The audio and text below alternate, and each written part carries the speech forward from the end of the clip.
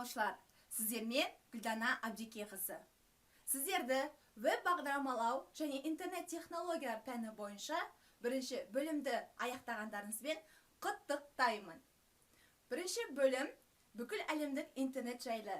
Бұл бөлімде сіздер интернет ұғымымен, клиент-сервер түсінігімен танысып, хостинг және домен жайлы біліп, өзіңіздің құрған сайтыңызды қайда және қалай интернет желісіне орнатуды үйрендіңіздер. HTML гипермәтінді тілін қолдану арқылы сайтыңыздың құрылысын құрдыңыздар. Енді екінші бөлім веб бағдарламалау. Мұнда сіздер CSS және JavaScript тілдерін қолдануды үйренесіздер. Айтып өткенімдей, HTML тілі арқылы сайтыңыздың құрылысын құрсаңыздар, CSS тілі арқылы сайтыңызға дизайн беріп әрлейсіздер.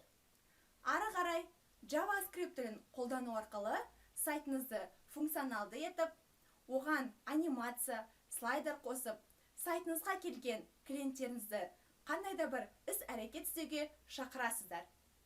CSS және JavaScript тілдерін бірге үйренейік.